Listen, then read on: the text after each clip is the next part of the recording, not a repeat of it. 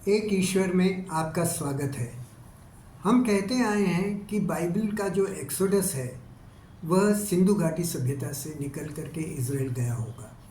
मूल समस्या इस प्रकार है कि एक्सोडस के दो उद्गम स्थान हो सकते हैं, एक इजिप्ट में और एक सिंधु घाटी सभ्यता में, जैसा कि आप इस चित्र में देख सकते हैं। इस वीडियो में हम इस विषय पर विचार करेंगे कि क्या बाइबल में जो शब्द मिस्राइम उपयोग किया गया एक्सोडस के उद्गम स्थान के लिए, क्या वह वास्तव में सिंधु घाटी सभ्यता से जुड़ा हो सकता है। इस वीडियो के दूसरे भाग में हम भारतीय मथुरा को उसी स्थान यानी चानूदाड़ो सिंध में से जोड़ने का प्रयास करेंगे जहाँ की हमारे हिसाब से एक्सोडस शुरू हुआ था। पहली बात यह है कि पुराने समय में सिंधु घाटी और इज़राइल के बीच में तमाम समुद्री और भूमि से व्यापार होता था। इस चित्र में आप देख सकते हैं कि सिंधु घाटी से दो रास्ते निकलते हैं पश्चिम की ओर। एक मध्य में काबुल के करीब होकर निकलता है और दूसरा नीचे से समुद्र तट को छूते हुए आगे बढ़ता है। तो ये पूरी तरह संभव है कि जो बाइबल का जो एक्सोडस हुआ वह इन व्यापारिक रास्तों के माध्यम से ये लोग सिंधु घाटी से निकलकर इज़राइल गए होंगे। रास्ते में इनको 40 साल लगे और इन्होंने कई रेगिस्तान जैसे स्थानों को पार किया। तो इस पिक्चर में आप देख सकते हैं कि ईरान के इस्फहान के पास के रेगिस्तान को इन्होंने पार किया होगा, जो कठिन कार्य था। दूसरी समस्या है कि माना जाता है कि बाइबल में नील नदी का वर्णन है, लेकिन हम पाते हैं कि जो शब्द नील नदी के लिए उपयोग किया गया उसका अर्थ नील नदी होना जरूरी नहीं है। बाइबल में उसका वर्ड है योर, YAEOR, और इसका वास्तव में अर्थ ऑथराइज्ड वर्जन में है रिवर, ब्रुक्स, फ्लड, स्ट्रीम्स, और नेट के वर्जन में है नाइल नदी, रिवर, वाटरवे, स्ट्रीम। इसका मतलब ट्रांसलेटर्स के बीच में भी एक मत नहीं है कि ये शब्द नील नदी के लिए उपयोग किया गया। इसके अतिरिक्त बाइबल में ही डैनियल 12.5-6 में योर का उपयोग टिग्रिस नदी के लिए किया गया और जॉब 28 में इस शब्द का उपयोग किसी भी बड़ी नदी के लिए किया गया। इसलिए ऐसा प्रतीत होता है कि योर शब्द का संबंध नील नदी से नहीं बल्कि किसी भी बड़ी नदी से होगा। और क्योंकि सामान्यतः इतिहासकार मानते हैं कि एक्सोडस इजिप्ट से हुआ, इसलिए उन्होंने योर को नील नदी से जोड़ दिया, जबकि नील नदी जो इस चित्र में है वह भी उतनी ही विशाल है जितनी कि घग्गर नदी जो आप इस चित्र में देख सकते हैं। हमारा प्रस्ताव है कि ये जो नदी जो योर शब्द का उपयोग किया गया बाइबल में, वह घग्गर हाकड़ा नदी के लिए किया गया। यह नदी हिमालय के बर्फीले स्थानों से निकल करके घग्गर नाम से और हाकड़ा नाम से जानी जाती है और ये दक्षिण में सिंध में चानूदाड़ो नाम की साइट के बगल से होके गुजरती है।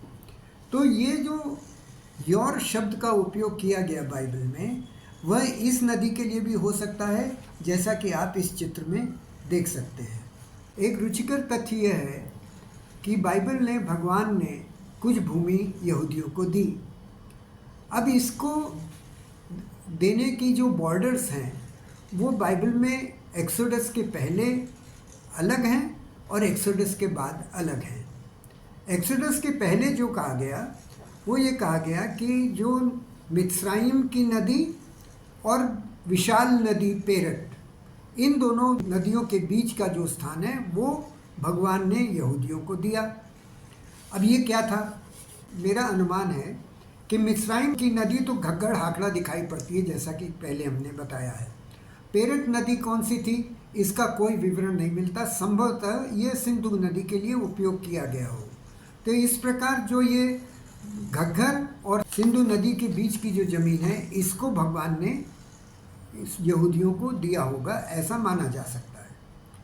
लेकिन एक्सोडस के बाद ये ज़मीन का की बॉर्डर्स बिल्कुल बदल जाती हैं।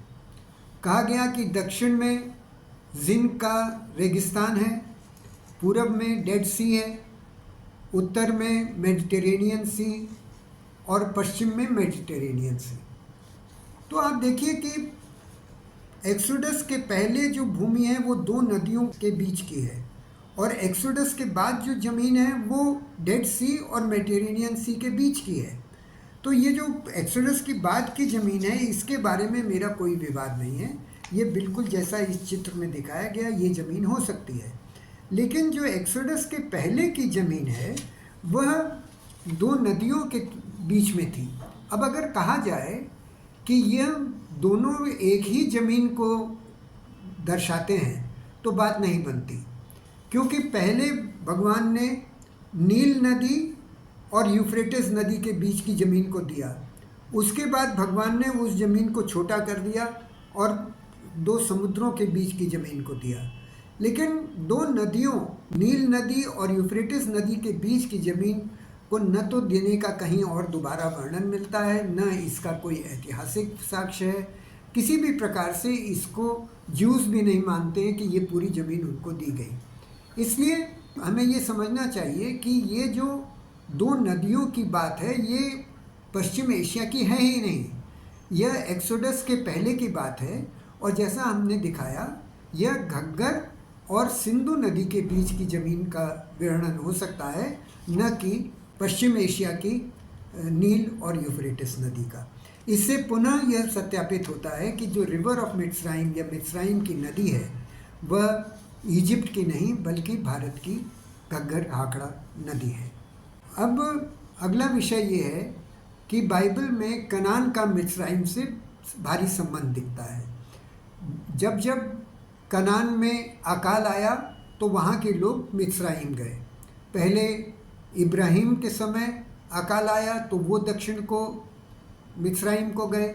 उसके बाद जेकब के बेटे कनान से मिस्राइम को गए अकाल से राहत पाने के लिए। तो ये कनान मिस्राइम के पास है। अगर कहा जाए कि कनान पश्चिम एशिया में इज़राइल के क्षेत्र में था तो उसके नीचे का मिस्राइम भी इजिप्ट से संबंध बनता है। लेकिन मेरा कहना यह है कि ये कनान ही भारत में है, सिंधु घाटी सभ्यता में है। कनान जो है वह हरियाणा राजस्थान का हिस्सा है जहाँ की ये अकाल बार बार पड़ता है। ये जो चित्र है यह हरियाणा के अकाल का है और आप देख सकते हैं कि ऐसा अकाल पड़ता है। विशेष यह कि जो ये नदी है घग्गर हाकरा यह बर्फ़ के पानी से बहती है। तो यदि मैदानी क्षेत्र में अकाल भी पड़ता है तो भी इसमें नदी में पानी रहता है। तो संभावना यह बनती है कि ये जो हरे रंग से हमने आपको दिखाया यह नदी बहती गई और इसके कारण दक्षिण के क्षेत्र में सिंचाई होती गई और वहाँ फसल बनी रही, वहाँ भूखमरी नहीं थी। जबकि उत्तर के क्षेत्र में अकाल पड़ा, इसलिए वहाँ के लोग दक्षिण को जा कर के अकाल से अब राहत प्राप्त करते थे। अब मिस्राइम शब्द पर भी विचार कर लें। कहा जाता है कि मिस्राइम का अर्थ इजिप्ट से है। यह बहुत ही आंशिक रूप से सत्य है। स्ट्रॉन्ग्स कंकॉर्डेंस में जितने भी बाइबल में हिब्रू वर्ड्स हैं सबको क्रमबद्ध किया गया और सबको एक एक नंबर दे दिया गया। तो मिस्राइम शब्द का नंबर है 04714। इसका अर्थ सामान्य रूप से इजिप्ट या लैंड ऑफ द कॉप्ट्स कहा जाता है। तो हमने मान लिया कि एक बार मिस्राइम का अर्थ इजिप्ट हुआ। लेकिन इस शब्द का जो डुअल है यानी कि यह एक वचन और द्विवचन की बात है। यह द्विवचन में इसका शब्द मैथ्सोवर है 4693। अब मैथ्सोवर के अर्थ में देखते हैं तो यहाँ इजिप्ट नदारद है। यहाँ पर मैथ्सोवर का अर्थ है बिसीज प्लेसेस, डिफेंस, फोर्ट्रेस, फोर्टिफाइड। अब देखिए, एक ही शब्द के एक वचन में इजिप्ट है और द्विवचन में इजिप्ट नहीं है। उससे संदेह बनता है कि जो एक वचन में इजिप्ट कहा गया वह भी गलत ट्रांसलेशन हो सकता है। इसके आगे अगर देखें तो जो मैथ्सोवर शब्द है उसका जो ओरिजिन है वह है दूसरा मैथ्सोवर शब्द 04692 से। यहाँ पर भी पुनः इसका अर्थ होता है सीज्ड, बिसीज, यानी कि किलेबंदी करना, जमीन के चारों तरफ चहर दीवारी बना देना, कुछ इस तरह का अर्थ आता है। और उसका भी जो ओरिजिन है वह है तुसूर 06696। इसका पुनः अर्थ बिसीज्ड, ले सीज्ड, डिस्ट्रेस, यानी कि किलेबंदी, परेशानी, चहर दीवारी इत्यादि से इसका संबंध बनता है। अतः मेरा ये कहना है कि जब मित्साइम के द्विवचन और उसके ओरिजिन सब में कोई इजिप्ट नहीं है तो मित्साइम में भी जो इजिप्ट जोड़ा गया उसे हमको रिजेक्ट कर देना चाहिए। दूसरा साक्ष्य ये है कि योशियुकी मुचुकी ने एक बहुत गहन अध्ययन किया। उन्होंने हिब्रू में जितने स्थान थे बाइबल में उनकी लिस्ट बनाई और फिर देखा उनमें से कितने ऐसे हैं जो कि इजिप्शियन में भी मिलते हैं।